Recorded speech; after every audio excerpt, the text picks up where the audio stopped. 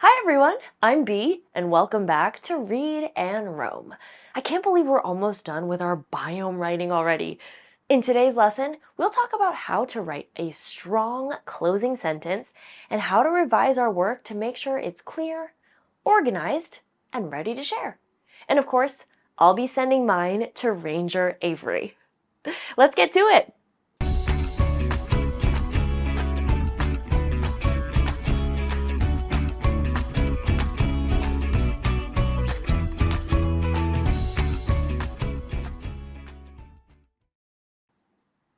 What do you remember about closing sentences?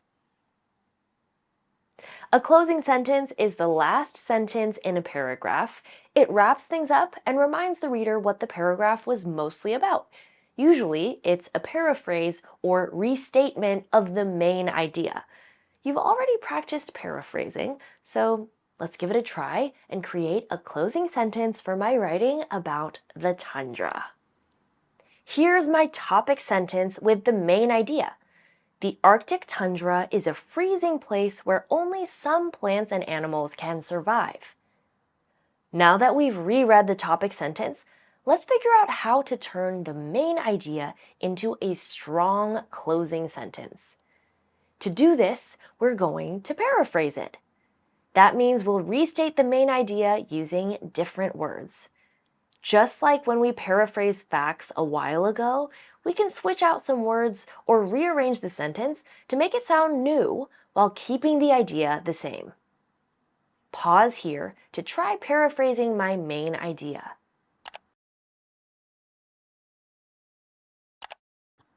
There are lots of ways you might have paraphrased. Maybe you changed a few words and said something like, "The Arctic tundra is a really cold place with only a few plants and animals." Or you could have rearranged it like this. Only some plants and animals can live in the frigid tundra. There isn't just one right way to paraphrase a main idea, and both of these options are great.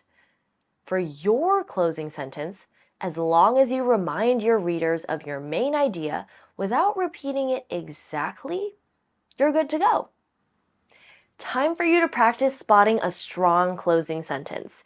Here's a paragraph about the wetlands that Ranger Avery sent me to review. Since I'm finished writing my own paragraph, this one will give us the chance for some more practice. Wetlands are wet, usually warm places where many animals and plants live. Animals that like wet places, like frogs, alligators, and fish, live there. Those animals are so cool looking. Plants like cattails and water lilies are helpful.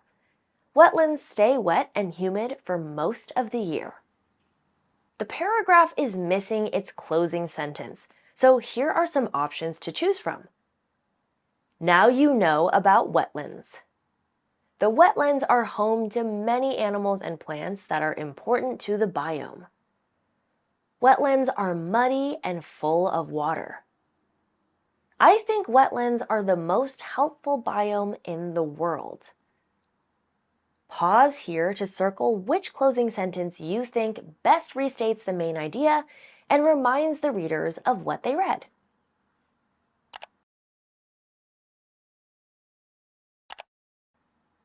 These first and last options don't mention any part of the main idea at all, so those won't be helpful.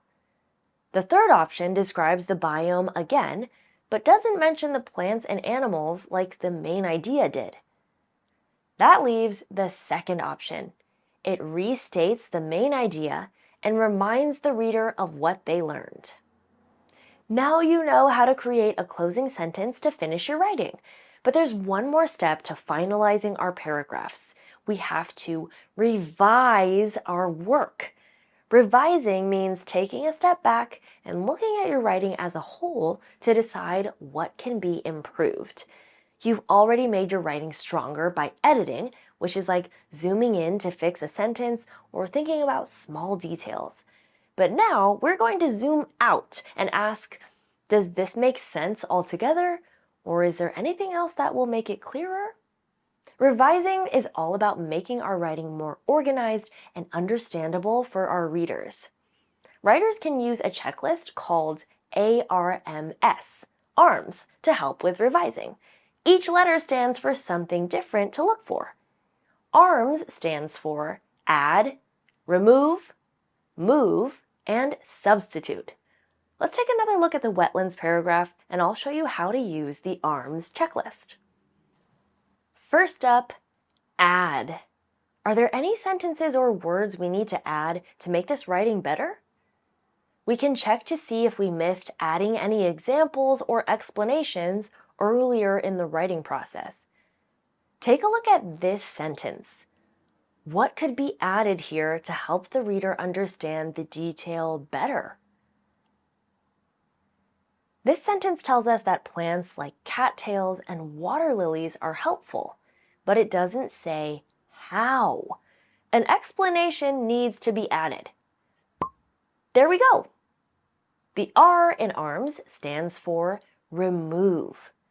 Do you think anything is not needed and should be taken out? I spotted this. What do you notice about this sentence? Those animals are so cool looking. That sounds like something I'd say on a nature hike, not in an informational paragraph. Since this is an opinion, not a fact, it needs to be removed.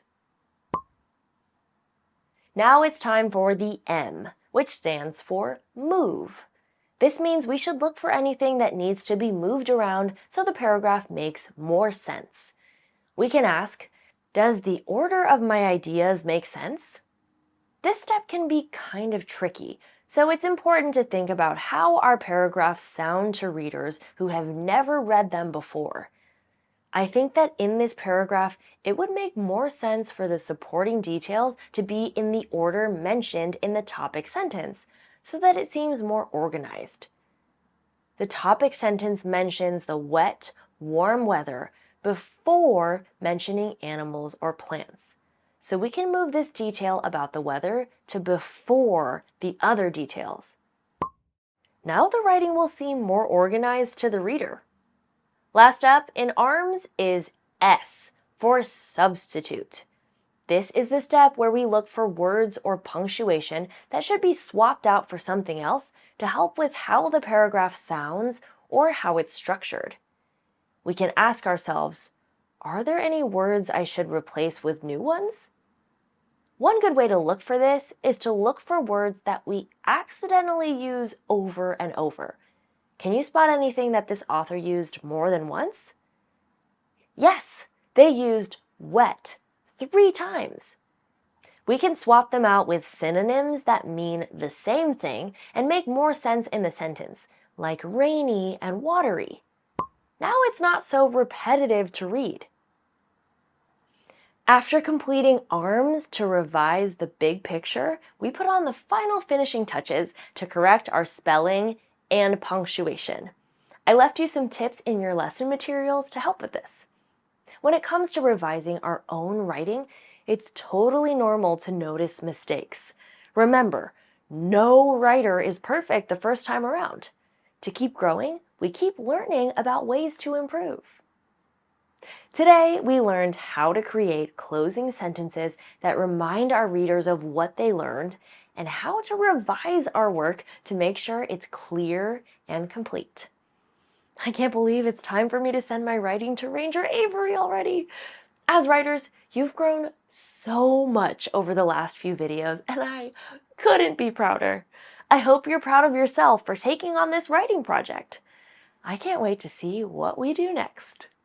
Until then, remember, where there are words, there's a world to explore. Hey, hey.